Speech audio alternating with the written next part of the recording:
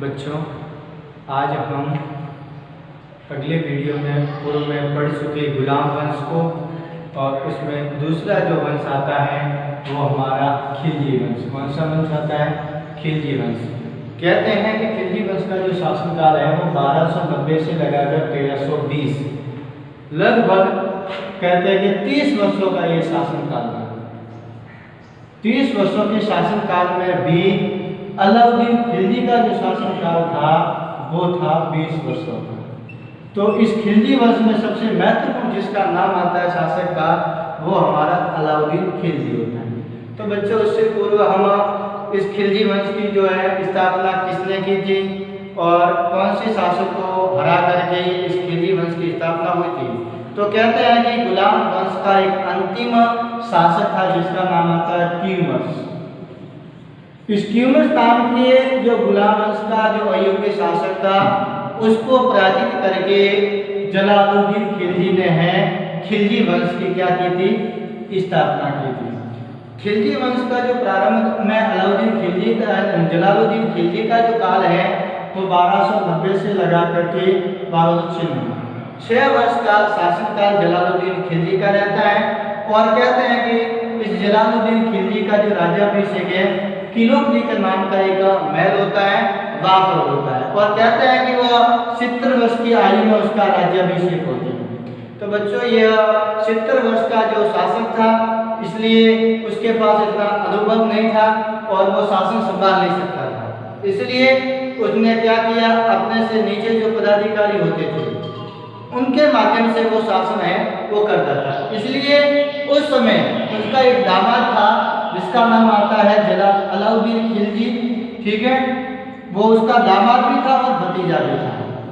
तो बच्चों, आपको ध्यान होगा कि मुस्लिम धर्म में केवल पिता या माता से उत्पन्न जो पुत्र होता है उनमें वैवाहिक संबंध नहीं होता। इसके अलावा जितने भी रिश्तेदार हैं उनमें उनकी शादी है वो होती है। इसलिए जलालुद्दीन खिलजी ने का जो पुत्री का विवाह अलाउद्दीन खिलजी के साथ हुआ था और वो उसका भतीजा भी था। तो संपूर्ण शासन प्रशासन है विजय अभियान के लिए उसके दामाद और भतीजे को दक्षिण भारत में अलाउद्दीन खिलजी को है देवगिरी का एक अभियान होता है। उत्तर भारत में तो जलालुद्दीन खिलजी ने अपना साम्राज्य विस्तार कर चुका था। अब अपने साम्राज्य की सीमाओं को वो दक्षिण भारत तक ले जाने के लिए अलाउद्दीन खिलजी को देवगिरी दक्षिण भारत में है वो अभियान के लिए भेजते हैं। और वहां पर यादव वंश का शासन होता है और रामचंद्र देव है वहां उनका शासन होता है। और कहा जाता है कि वहां से अलाउद्दीन खिलजी को अपार धन संपदा है वो हासिल होती है। जब अपार धन संपदा जो हासिल होती है, लेकिन अलाउद्दीन खिलजी क्या करता है, चोरी छिपे वो अपार धन है अपने पास रख देता है और जलालुद्दीन खिलजी को नहीं देता है। तो कुछ समय बाद उसके मन में आता है क्यों ना मैं जो है शासक बन जाऊं या मैं सुल्तान बन जाऊं। इसलिए वो एक षड्यंत्र रच करके कहते हैं कि जलालुद्दीन की हत्या है इला काल में 1290 ईस्वी में हो जाती है और उसके बाद अलाउद्दीन खिलजी है वो वास्तविक शासक बन जाता है। तो अलाउद्दीन खिलजी का जो शासनकाल था 1290 से लगाकर 1316 यहाँ तक का जो शासनकाल रहा वो कहते हैं कि अलाउद्दीन खिलजी का था। लगभग 20 वर्षों तक इसने शासन किया ऐसा मानते हैं। और कहते हैं जिसका वास्तविक नाम अली तथा गुरसत था। इसके 2 नाम थे, वो अन्य नाम जिसमें उसका पहला नाम अली और दूसरे का नाम था गुरसत। और वह जलालुद्दीन का भतीजा भी था और दामाद भी था। जो हमने पूर्व में बताया था कि अलाउद्दीन जो है खिलजी जलालुद्दीन खिलजी का भतीजा भी था और दामाद भी था। कहते हैं कि इसने जो अपार धन है वो देवगिरी के अभ्यास से उसे मिला था और उसके बाद वो वास्तविक रूप में शासक बना। और कहते हैं कि उसने अपने राज्य में कई प्रकार के सुधार किए और अपने शासन व्यवस्था को सुचारू रूप से शुरू करता है। तो इसमें यह बात रहती है कि जो जलालुद्दीन के जो उस समय के जो राजस्व सिद्धांत थे उनमें इसने आमूलचूल परिवर्तन लाए, नए परिवर्तन लाए। तो कहा जाता है कि इस्लाम सिद्धांतों के अनुसार उसने शासन नहीं किया। अलाउद्दीन खिलजी ने खलीफा से भी सुल्तान नाम की उपाधि धारण नहीं की और इस्लाम के जो धर्म थे उसने धर्म और राज्य को एक अलग सिद्धांत के रूप में प्रतिपादित किया। उसने धर्म के अनुरूप शासन नहीं किया और उसने खलीफा से सुल्तान पद की उपाधि की स्वीकृति भी नहीं ली। उसने जो मुसलमानों के जो धर्म गुरु होते हैं, प्रचारक होते हैं, उनसे भी यह किसी भी प्रकार की पदवी सुल्तान की नहीं लेता है। और उसने निरंकुश शासन की स्थापना भी की। निरंकुश बोलते हैं राजा पर किसी भी प्रकार का अंकुश नहीं, किसी भी धर्म का, किसी अन्य व्यक्ति विशेष का उस पर अंकुश नहीं। राजा जैसा चाहेगा वैसा, या सुल्तान जैसा चाहेगा वैसा ही शासन वहाँ होगा। तो उसके लिए जनता को उसका बनाए गए नियमों को मानने के लिए बाध्य रहेगी। इसके अलावा कहते हैं कि उसके शासनकाल में विद्रोह को दबाने के उसने 4 प्रयास किए। तो ये स्वाभाविक ही था कि जलालुद्दीन खिलजी को हटा करके अलाउद्दीन खिलजी स्वयं वास्तविक शासक बना, तो वहाँ विद्रोह होना स्वाभाविक था, क्योंकि अमीर सरदारों द्वारा वहाँ पर विद्रोह होने लगे।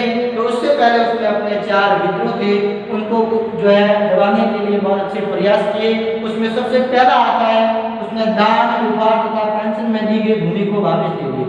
पूर्व में जितने भी सुल्तान या राजा हुआ करते थे तो वो अपने दान में जो है सेना जब युद्ध में जीत कर आती थी तो सैनिकों को, पंडितों को और ऐसी पेंशन सुविधाएं सैनिकों को देते थे। तो अलाउद्दीन खिलजी ने क्या किया कि उस पेंशन को और दान में और उपहार में दी गई भूमि को वापस ले लिया, क्योंकि अमीर सरदारों के पास ऐसी भूमि होती थी और जिससे कि उनके पास रुपया पैसा होगा तो वो निश्चित तौर पर भविष्य में हमारे यहाँ विद्रोह करेंगे। इसके लिए उसने क्या कर दी, सबसे पहले उन्होंने भूमि है वापस लेने का काम किया गया, जो सैनिकों को दी थी पेंशन के रूप में, उपहार में और दान में दी गई भूमि को उसने अपने कब्जे में लेना शुरू किया और वास्तविक शासक रूप बनना शुरू कर दिया। इसके अलावा उसने अच्छे गुप्तचर विभाग का गठन किया। अपने शासनकाल में अच्छे गुप्तचरों को अपने जो है विद्रोह न हो इसके लिए उसने गुप्तचर विभाग का भी गठन कर दिया। इसके अलावा अमीरों और सरदारों को दावतों और विवाह संबंधों पर प्रतिबंध कर दिया, क्योंकि आपको पता है कि कहीं पर भी अमीर या 6 से 7-10 लोग बैठ करके बैठते हैं तो निश्चित तौर पर वहाँ पर कुछ न कुछ साजिशें मेरे खिलाफ रची जाएगी। दावत पर क्या होगा, किसी न किसी, अब उनको मारवाड़ी में भी हम कहते हैं कि 2 से तीसरी जो है शामिल होता है तो कहीं किसी का जो है नुकसान पहुंचाती है। इसलिए अमीर और सरदार जितनी भी दावतें होती थी वहां पर निश्चित तौर पर षड्यंत्र होगा, ऐसा जो है अलाउद्दीन खिलजी का मानना था। इसलिए उसने क्या किया, उन दावतों को ही बंद कर दिया। न अमीर सरदार आपस में एक हो जाएंगे, नहीं एक होंगे और नहीं मेरा विद्रोह कर पाएंगे। इसके अलावा शराब, भांग और जुआ आदि पर प्रतिबंध लगा दिया।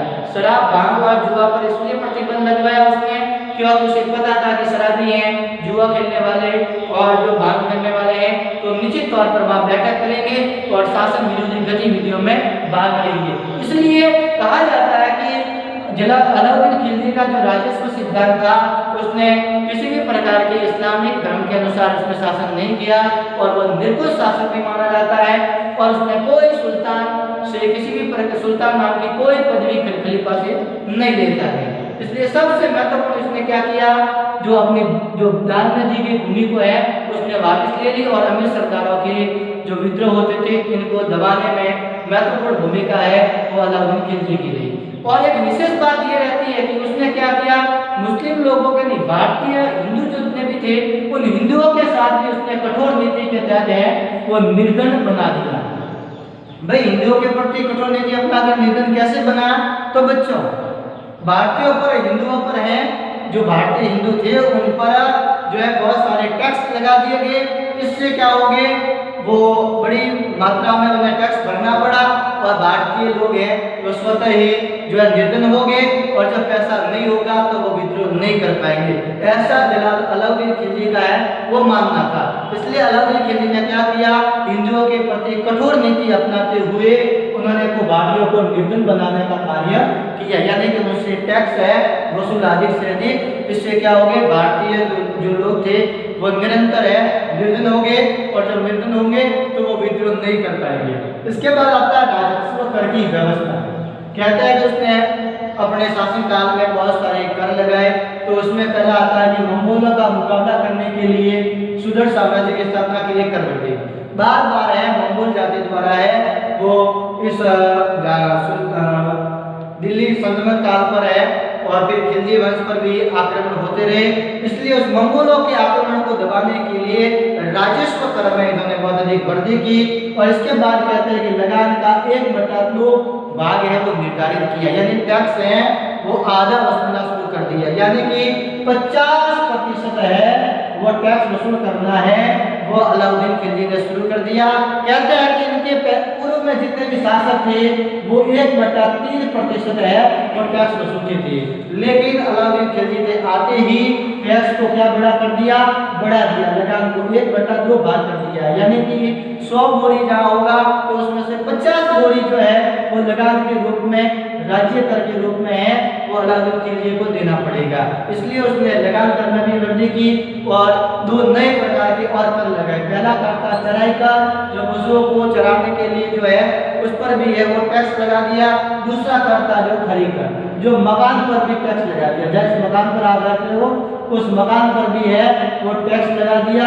तो कहा जाता है कि इसमें 2 और नए कर है, चराई कर और एक खरी कर। और कहा जाता है कि वो पहला सुल्तान था जिसने भूमि की माप और पैमाइश करा करके लगान वसूला कि भाई कितनी भूमि है, उस भूमि पर का माप तोल किया गया, उसकी पैमाइश की गई और उसके बाद उसने कर का भी निर्धारण किया।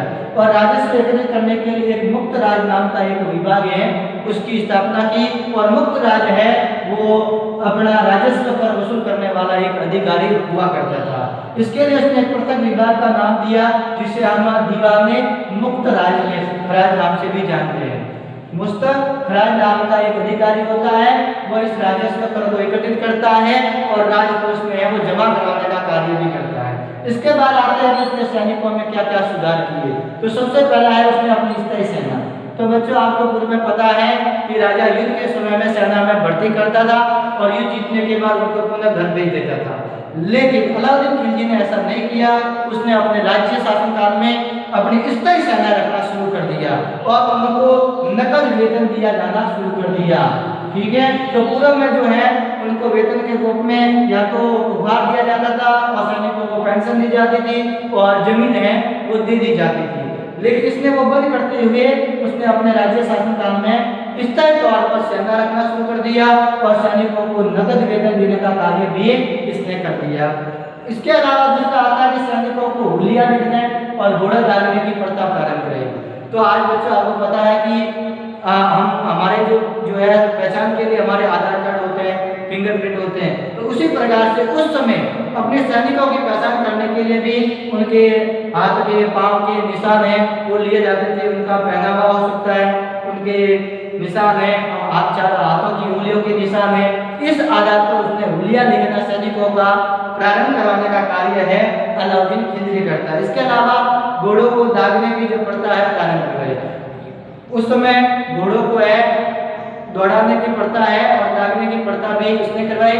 सैनिक जो स्थायी होते थे उनको प्रतिदिन है घोड़े दागने का कार्य है सौंपा जाता है। इसके अलावा उसने एक नई व्यवस्था में सुधार किया, उसमें आता है बाजार व्यवस्था। कहते हैं कि उसने मूल्य पर नियंत्रण प्रणाली को दृढ़ता से लागू करवाया। कहा जाता है कि उसके 20 वर्षों के शासनकाल में एक बार भी किसी भी वस्तु का मूल्य नहीं बढ़ा, आयात और निर्यात पर भी उसका नियंत्रण था और उसके समय में किसी भी प्रकार की महंगाई नहीं हुई और मूल्य नियंत्रण में उसका महत्वपूर्ण योगदान रहा। इसके अलावा माप तोलने में बेईमानी करने को से उनको रोका, यानी कोई भी व्यापारी है माप तोल में कालाबाजारी या बेईमानी करता था तो उसके लिए कठोर दंड देता था। तो कठोर दंड के लिए उसने एक नई व्यवस्था क्या शुरू की थी बच्चों। तो कहते हैं कि उसने जितना माल कम दिया है उस दुकानदार के शरीर के हिस्से से उसका उतना मांस है वो ले लिया जाता था। ऐसी कठोर जो व्यवस्था है वो अलाउद्दीन खिलजी ने अपने बाजारी व्यवस्था में शुरू की थी।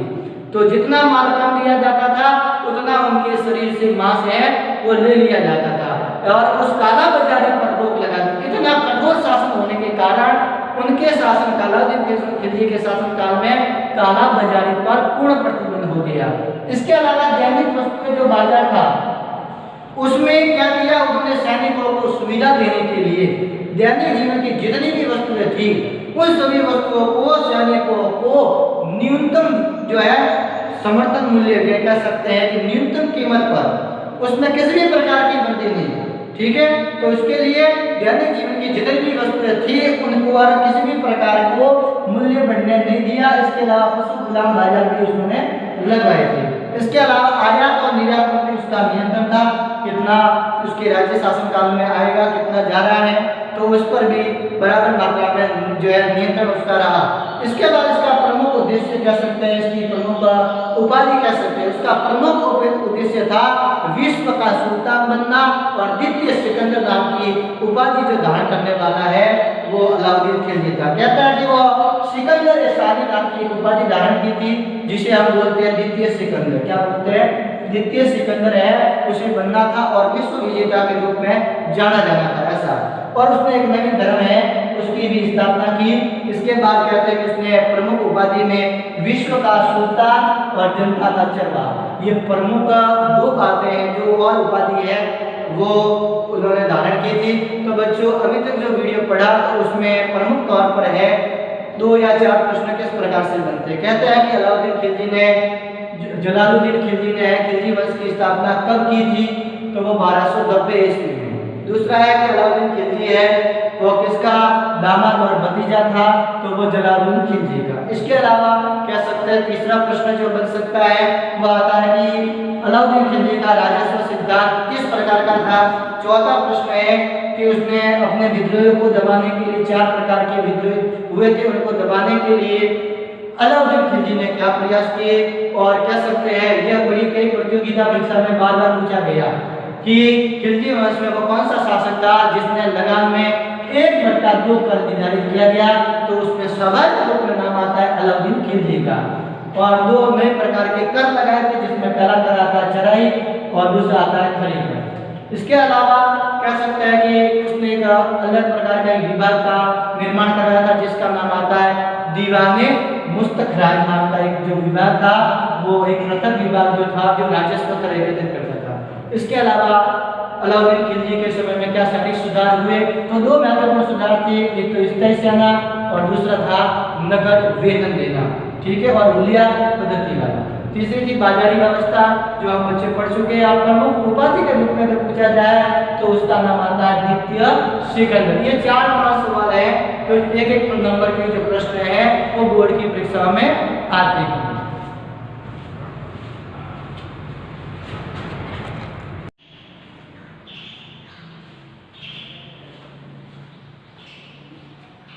तो बच्चों खिलजी वंश में हम आगे जो है वो साम्राज्य विस्तार कहते हैं कि अलाउद्दीन खिलजी है उसने अपने साम्राज्य की सीमाएं गुजरात, रणथंभौर, बंगाल, चित्तौड़ और दक्षिण भारत तक हैं। उसने बहुत सारे अभियान चलाए और उसमें केवल रणथंभौर क्षेत्र को छोड़ अन्य कई क्षेत्रों पर हैं उसने विजय अभियान जो है जारी रखा। और कहते हैं कि गुजरात में उसे एक मलिक काबूल नाम का जो है और कहा जाता है कि उसे 1000 दिनारी नाम की जो उपाधि धारण की हुआ था। और गुजरात के जो अभियान था उस अभियान में इस मलिक काबूल को वहां से उसने खरीदा था। और वास्तविक रूप में कहते हैं कि वो एक हिजड़ा था। क्या था? हिजड़ा मानते हैं कि वो हिजड़ा था। और उसको गुजरात के जो अभियान था उस अभियान में अलाउद्दीन खिलजी ने इसको खरीदा था। और कहते हैं कि भारत के दक्षिण अभियान में महत्वपूर्ण भूमिका निभाने का कार्य है वो मलिक काफूर है वो करता है। और अपने दक्षिण के अभियान में मलिक काफूर को है वो भेजना का काम अलाउद्दीन खिलजी करता है। इसके अलावा कहते हैं कि अलाउद्दीन खिलजी का एक सेनापति होता है जिसका नाम होता है जफर खान। कहते हैं कि बार-बार मंगोलों के लगभग 6 बार कहते हैं कि आक्रमण हुए थे इस अलाउद्दीन खिलजी के शासनकाल में। और उस समय में एक उनका सेनापति जो था जफर खान वह उसकी मृत्यु हो जाती है और वो युद्ध में मारा जाता है। इसके अलावा कहते हैं कि रानी पद्मवती राजा रतन सिंह की जो पत्नी थी, रानी पद्मवती जो थी वो राजा रतन सिंह की जो पत्नी थी। और कहते हैं कि उसको प्राप्त करने के लिए भी रणथंभौर पर 1303 ईस्वी में जो है अलाउद्दीन खिलजी ने आक्रमण किया था ऐसा मानते हैं। कहते हैं कि वो रानी पद्मवती की सुंदरता को देख करने के लिए उस रणथंभौर पर आक्रमण करता है। तो इसका वर्णन जो है मलिक मोहम्मद जायसी द्वारा लिखा गया एक ग्रंथ है जिसका नाम आता है पद्मावत। ठीक है, तो इस पद्मावत में जो है इस युद्ध का वर्णन का भी वर्णन है और रानी पर्वती की सुंदरता का भी वर्णन है उसमें दिखाया गया। इसके अलावा दक्षिण भारत पर अभियान है वो मलिक काफूर ने 1307 ईस्वी में किया था और कहते हैं कि उस समय मंगोलों ने सर्वाधिक आक्रमण भी हुए और उसमें 6 बार है वो आक्रमण किए थे। इसमें उसके बाद आता है मुबारक शाह जो 1316 से 1320 का शासन रहा। उसके बाद नसीरुद्दीन खुसरो का है वो 1320। तो बच्चों कहा जाता है कि अलाउद्दीन जो खिलजी है वो हमारे खिलजी वंश का प्रमुख शासक रहा और उसने लंबे समय तक शासन किया।